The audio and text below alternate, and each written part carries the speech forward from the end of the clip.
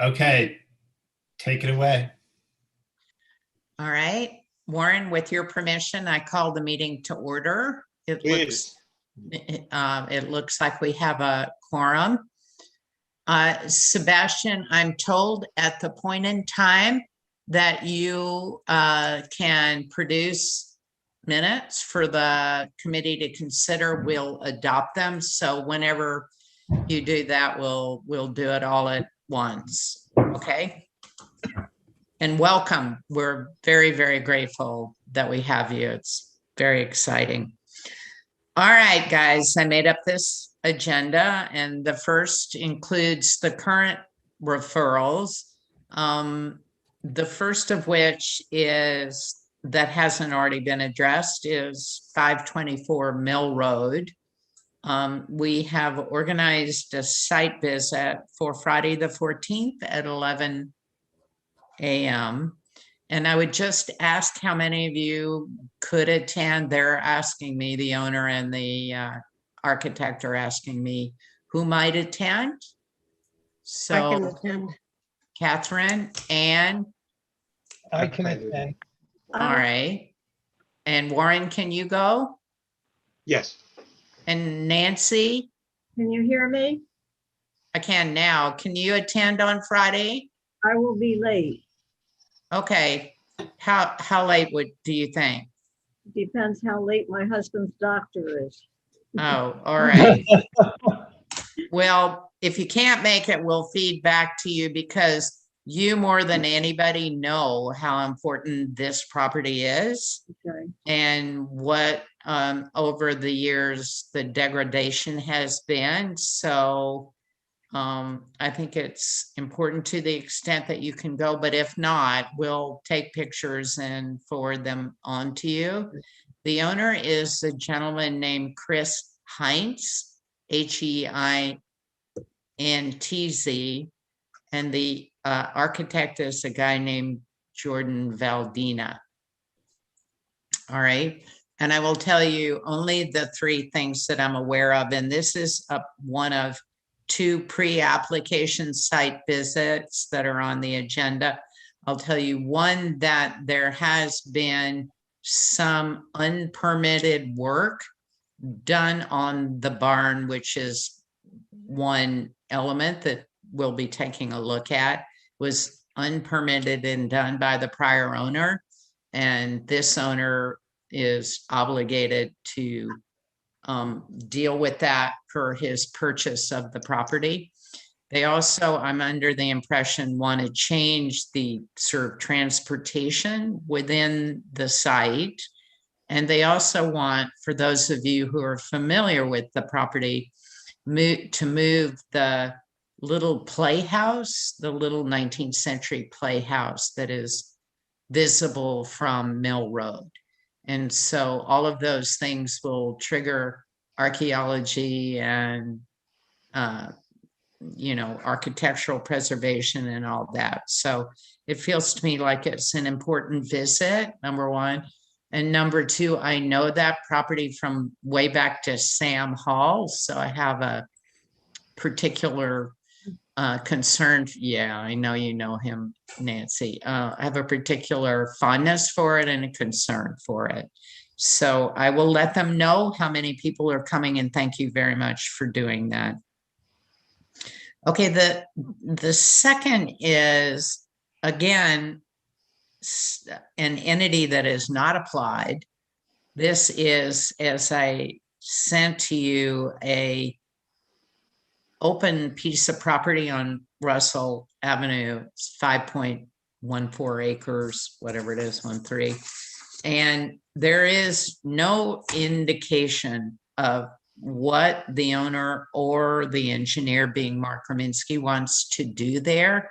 So I don't even know why this has been referred to us at this stage, but Warren and I have been talking about the role of this committee vis-a-vis both pre-applications and post-applications that I think would be an interesting dialogue to have a little bit of today.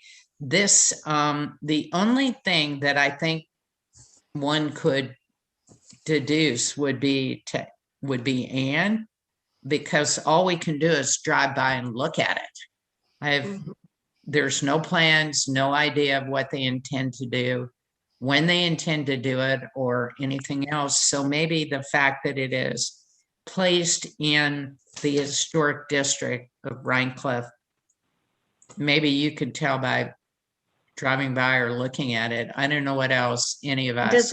Does it have a number or anything? It does. And I mean, I that saw the last, parcel number, but does Yeah. it have a street number? no, it doesn't, which is why there's this awkward, not only do we not know why we're going there, what they're going to do, or how we can be of service, there's no address either.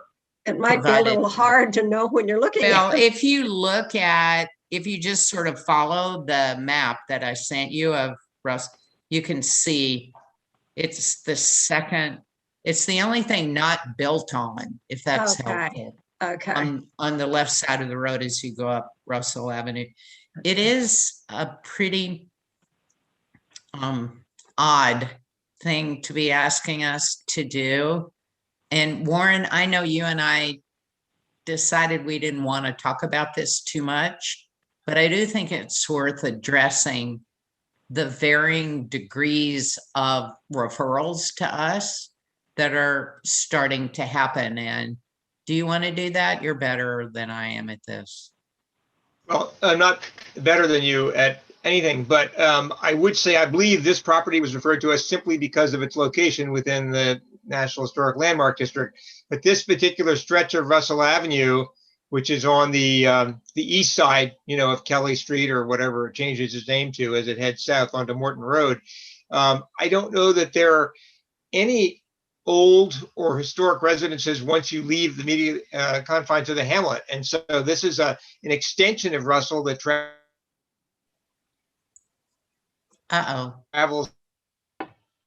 some distance to the east with a lot of later larger lots. And as you note, this one is unbuilt on the ones, and I don't think there's any historic significance to any of the architecture. So the only thing that could be there would be perhaps some archaeology, but until we know a site for the house or any other proposed improvements, it's hard to know how we could evaluate that at all, to be honest with you.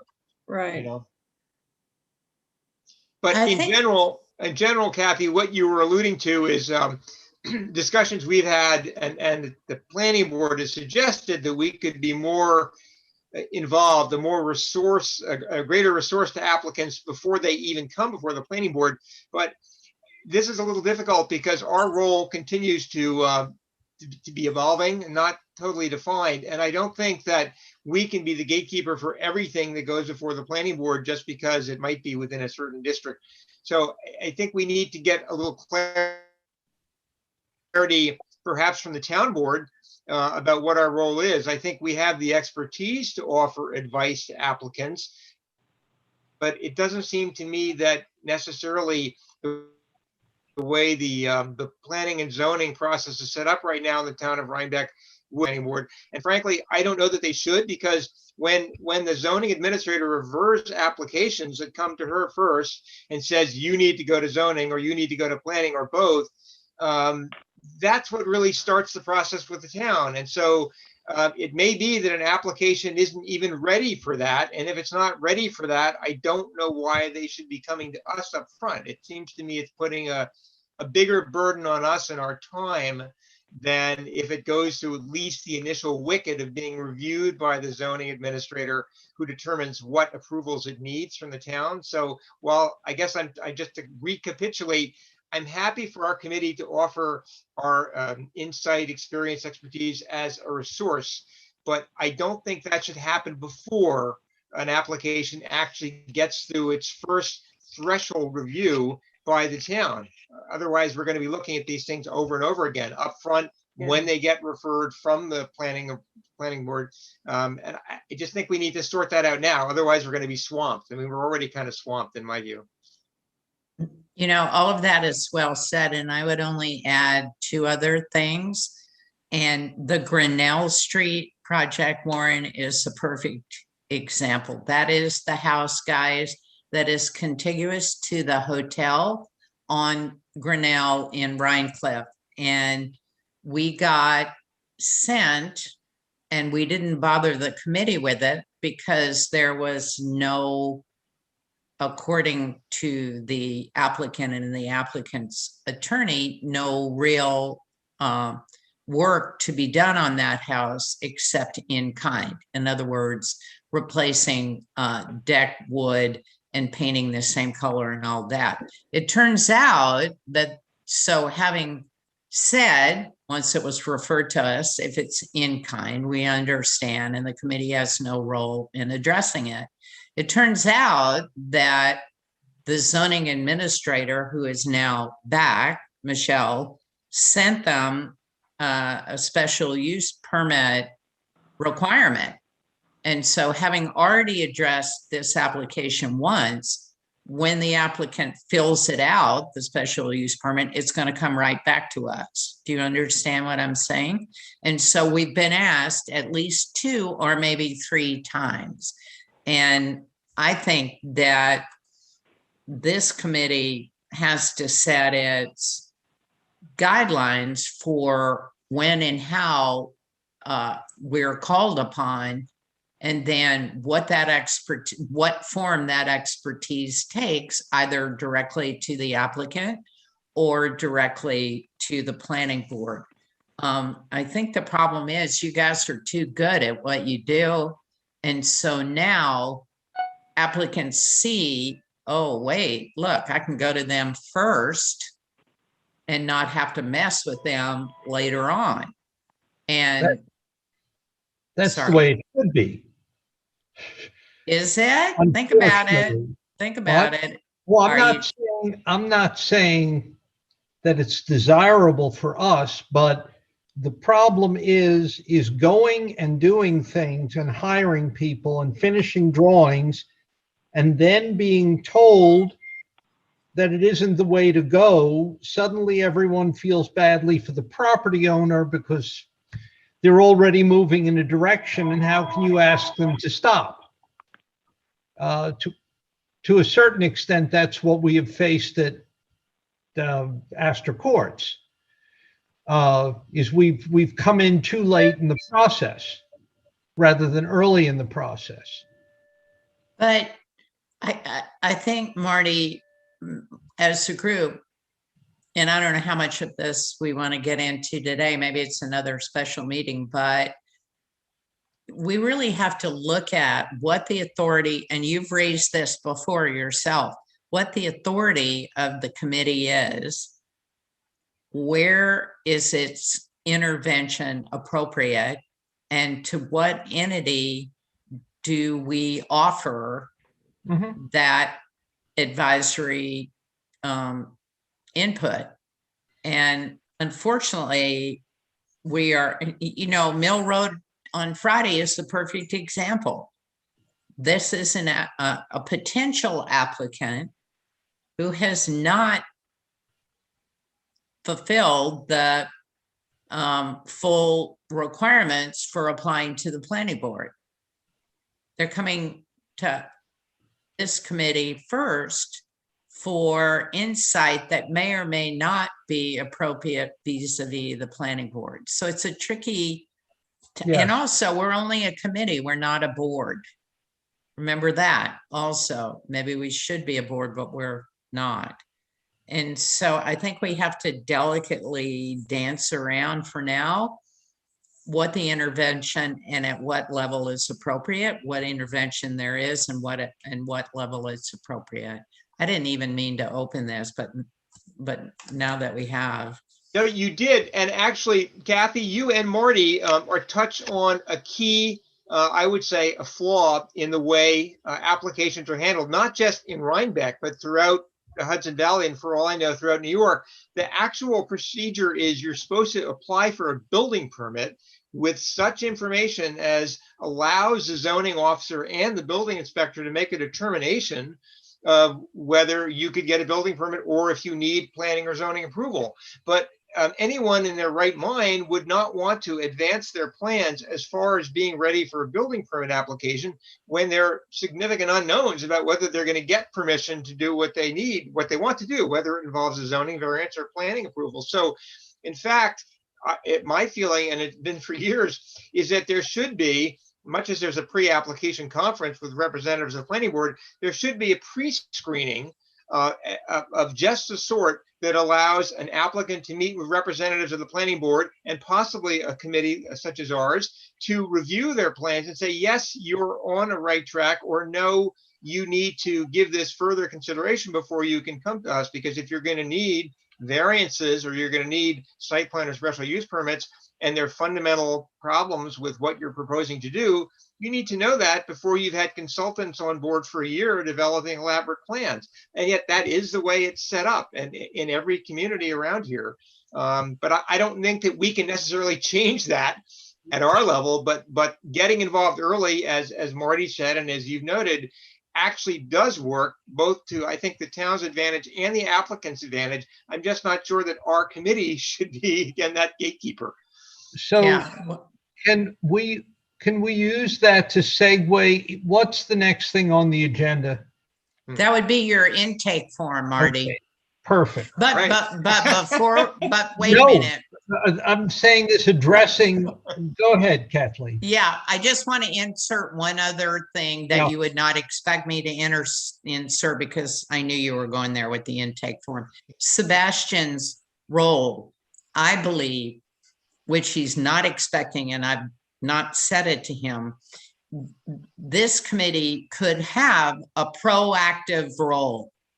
We could put out either on the website or social media or whatever, a variety of additional guidelines to what an applicant could find in the town code or whatever, or maps, any number of things that give somebody a head start before they come to the intake form. Go for it, Marty.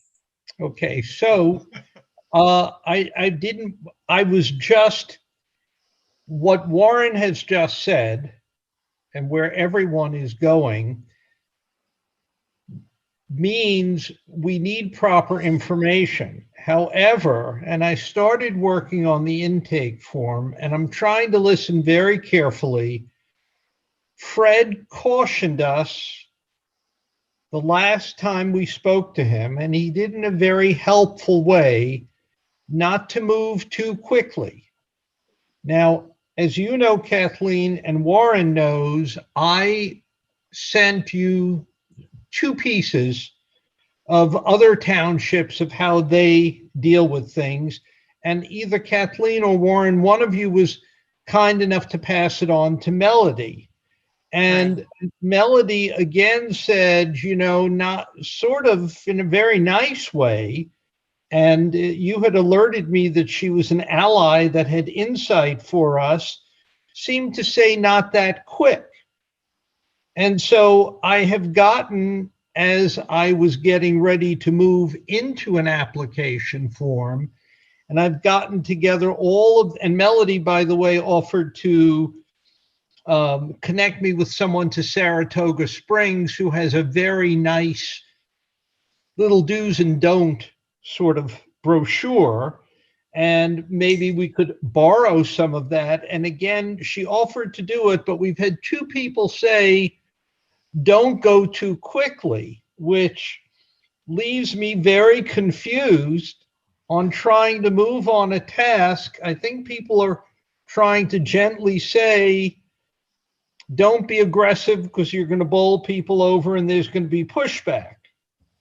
And so don't prepare an intake form. And if we don't prepare an intake form, then people don't know what we're looking for or what resources are out there. Okay, so can I say something, Marty? All yours.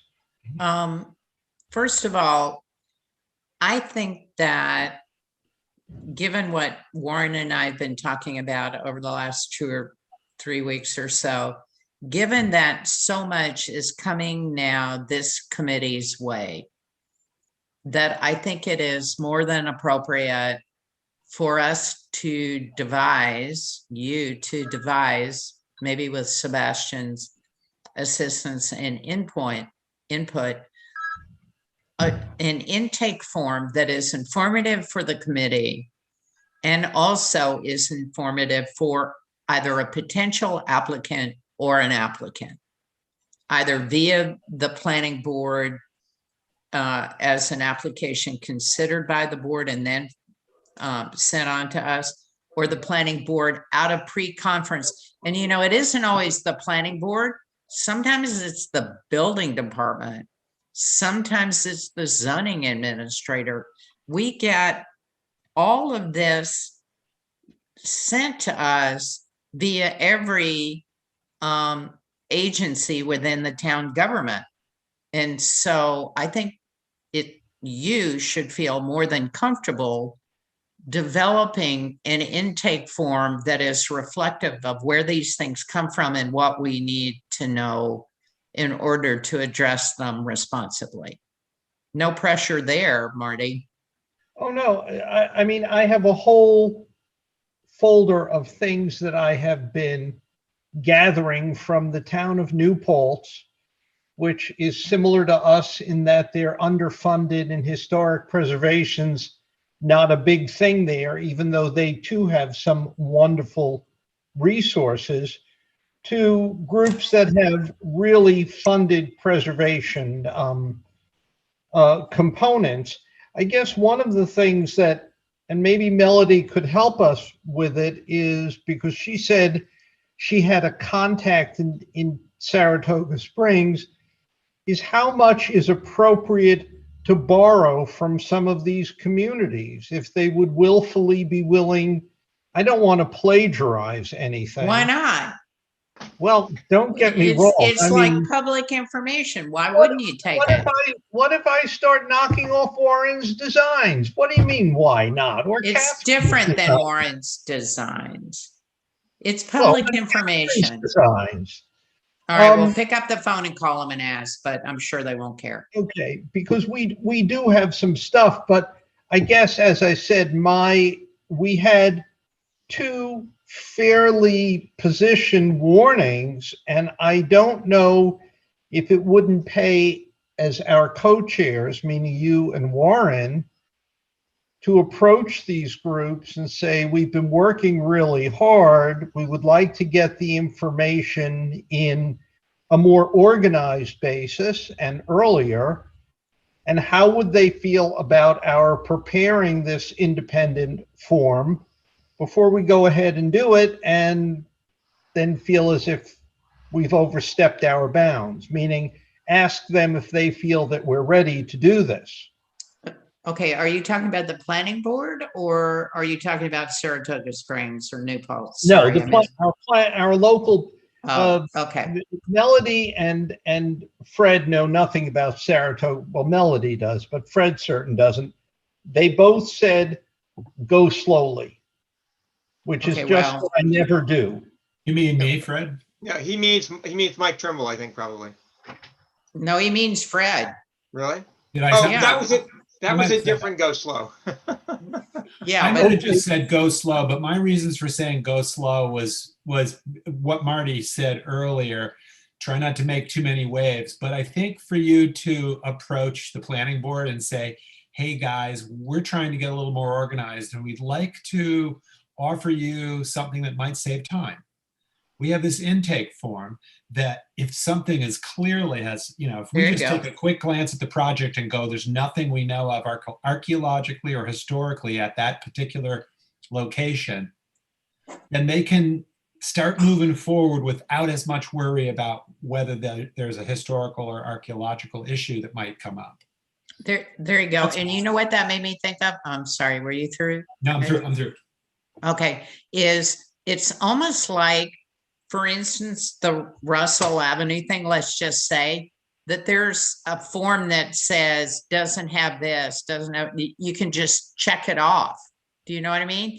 Instead of writing over and over again, we have no issues here, we could address specific things on an intake form that may or may not be relevant to each of either the applications or the pre-referrals that come to us, and it makes it a lot easier for the committee or whatever. And Marty, you could try and make Sebastian help you with that. Sorry. Let me ask you this, Kathleen. Russell Avenue is in a historic district, that site? Yes, yes. Well, the fact is there are well-published guidelines, again, everywhere, plagiarized or not, of what new construction in a historic district is supposed to address. And it has to do with scale, rhythm, roof planes, etc. And again, this stuff is all out there. If you go to TIPS, which is Technical Preservation Services, they have whole mailings, whole preservation briefs on doing this. This is our problem about getting this stuff out there, and we should be reviewing it only to the extent that if everyone who came in to do something in a historic district was presented with these 2 or 3 briefs as a reference, they would read them and then they would know what our guidelines are, because we're not going to do anything against the Secretary of Interior standards. Okay. As those, I'm sorry. No, I hear exactly what you're saying, and Sebastian probably does too. If we can lean on him, you and the rest of us, to give a simplified form that has on it the resources that somebody could either click on online, or it's one sentence or whatever. And if that intake form applicable across the board to everything that's coming to us, because know this, you guys, it's only going to get busier and busier and busier for us and for the planning board too. And so I'm looking for a way for everybody to have a system or a process that is good for an applicant or a pre-application and is good for us. So maybe, Marty, you and Melody, or you, Melody, and Sebastian, whoever, can come up with something for our next meeting that we could look at, like a hard thing, you know, a print thing. Kathy, Yeah. this all sounds very good, but have you noticed that many of the applications that we receive, they do not check that they're a historic district or There that you they're a go. historic property? Now, Yeah. if that can't be addressed at the beginning when they're making out a building permit, they aren't going to address the rest of our stuff. We need to make sure that the building Department. refers to our map and our listing of historic sites. And we have that all in the comprehensive plan. It's online. And we need to be stressing that more. So that's a really good point, Nancy. And speaking of somebody like me, who's incredibly lazy about the comprehensive plan, I don't like to have to go looking for stuff. You know, it's dense, that plan is. And so if we as a group could pull out those particular parts that relate to the body of work that we're overseeing, I think it's a great thing to do and make available to people. It's a good point. The other thing that they tend to do on those applications to the planning board is that they check there's no archaeological concerns when they have no way of making that evaluation. Right. And Okay. I've seen that over and over again. And Right. that's more complicated because you can't just look at a map and decide that, you know, that's problematic. So we probably need to think about how to address that as well. Yeah, that's a very good point. And maybe you and Marty, and I keep throwing this at Sebastian, but since he is the go-to guy, I think in the future, if you could come up, if we could figure out language that makes people think about how to look at their property from an archaeological perspective, or how to consider it, or what the, you know, what the guidelines are in a couple of sentences, it would be helpful. It may not always be applicable, but at least somebody would think about it if we pulled it out. So this all gets back to our educational mission, Yeah, which we hardly have the manpower to do right now. but now we do. Well, poor Sebastian, he's going to bolt. No, he's not. He's not Why? going anywhere. Is he, do you have him chained to his chair? Yeah. I Actually. see you as sneaking out on us, Kathleen. You keep on referring to Sebastian. I say to myself, suddenly, poof, you're going to be gone. He is, I have heard wonderful, wonderful things about Sebastian, and I've said the same thing to him. He's talented, he's smart, and he's ours.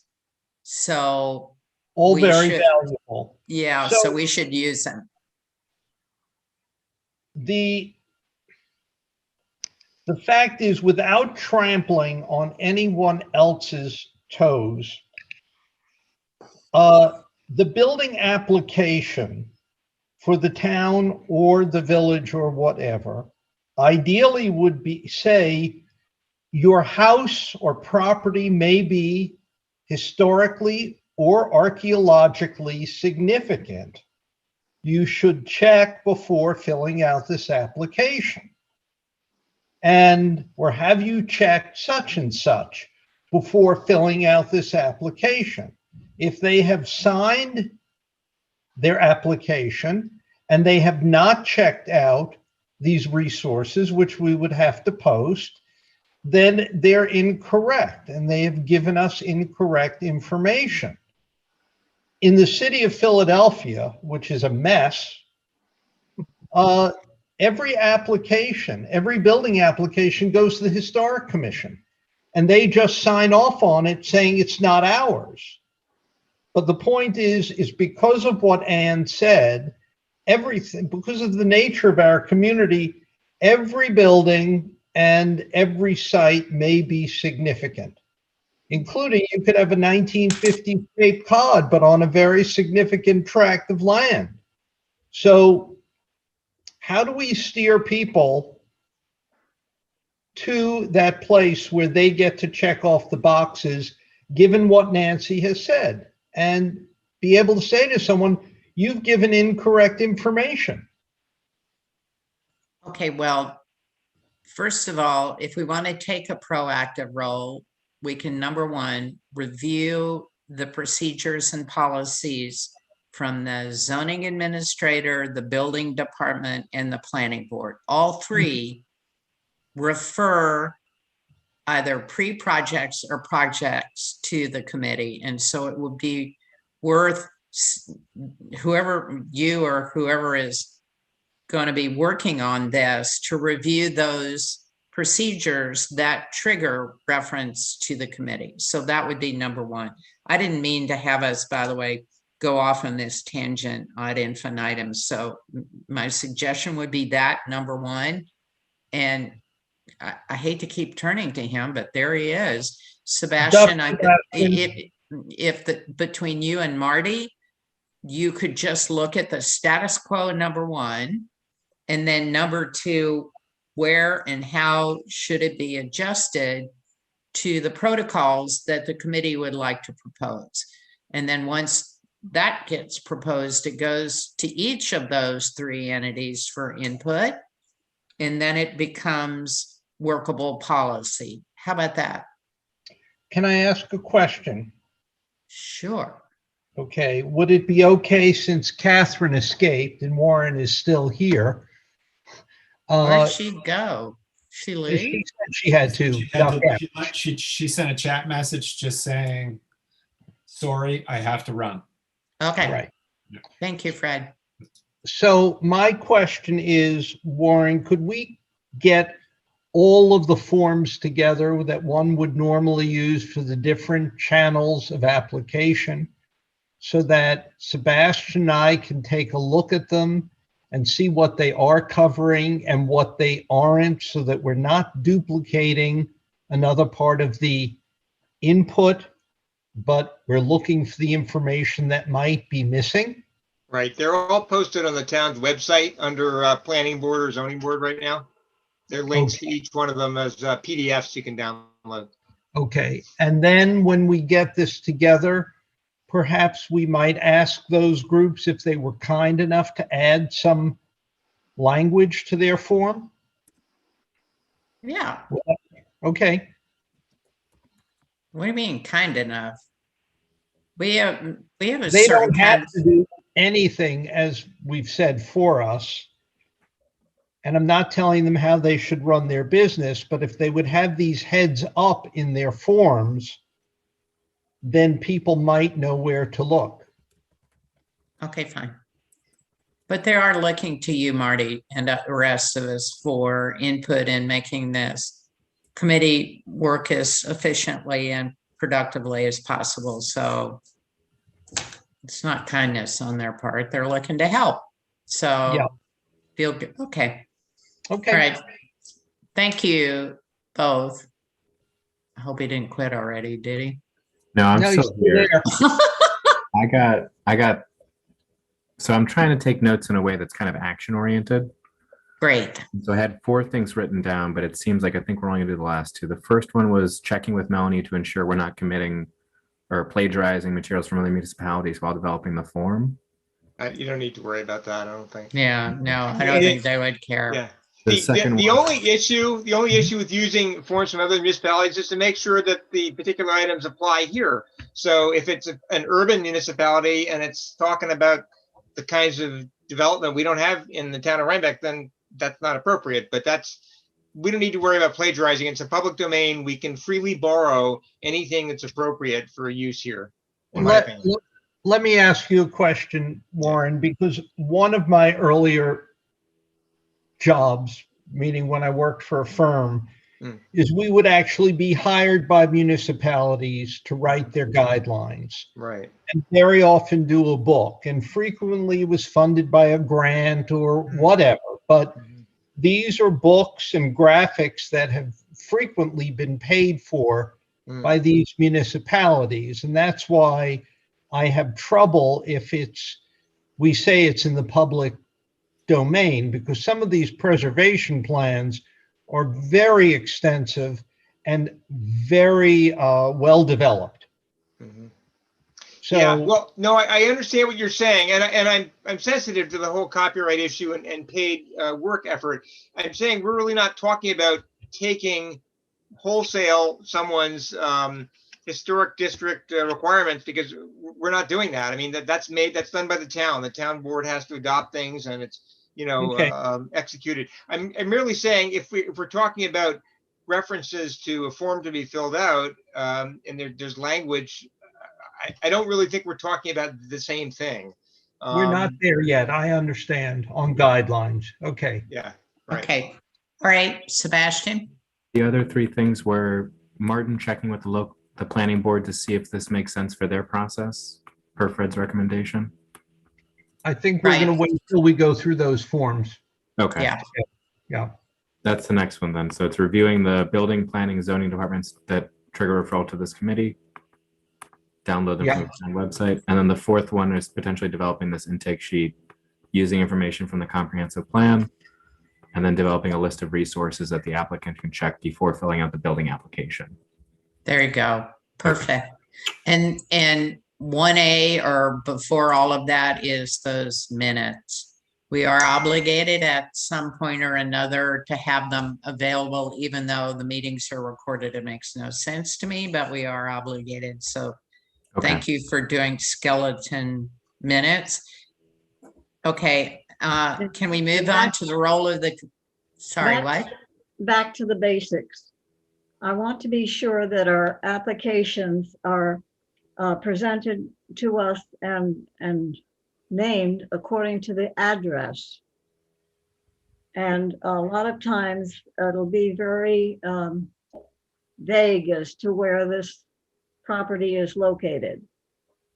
And if you look very closely, you might find a property number, but you don't find the address many times. And I think it's very important that the application be labeled with the address. Okay, great. Thank you, Nancy. You mean like Russell Avenue that they've got Yes. no address for? Like that one? Has no number. No address, but whatever. Okay. Anything else before we move on and pass the role of the committee clerk, who is already weighed down with all his responsibilities? Anything else in the intake form or the role of the committee clerk? No? Okay, thanks. And is there any new business? Anything you would like to see as a committee raised that we haven't already raised? I'm concerned about the application on Route 9, rather 9G, that surrounds the Four Brothers. You mean the Rhinebeck Villas? Or Mike's Tree Service? It's up near Something Four Brothers Pizza. around it's north of Four Brothers Pizza, and I think also south of Four Brothers Pizza. There was a map circulated. I don't know what they're calling the application. Okay, this is embarrassing because I sit on the planning board and I have no idea which one it is. It's sounding a little bit to me like Mike's Tree Service, where they're putting in a kind of headquarters building and some parking. I thought that one was going next to Mavis Discount Tire. Yeah, I thought that's on. what I thought too. Yeah, it's on Route 9 across. Well, from, the only other one on 99G is the Rhinebeck Villas. I think she's is that talking about it, Rhinebeck Nancy? Villas. Is that what she's talking about? I doubt it sounds more like that. It's not Mike's Tree Service. I've been watching ZBA meetings on that. It's right next to Mavis Discount Tire across from Williams. The reason I'm very concerned about it is that it's a very important archaeological site. And Really? Wow. Back behind Four Brothers Pizza, I believe there's an Indian settlement that backs up to some of the properties on Lemon Lane. So is that what There you're was talking about?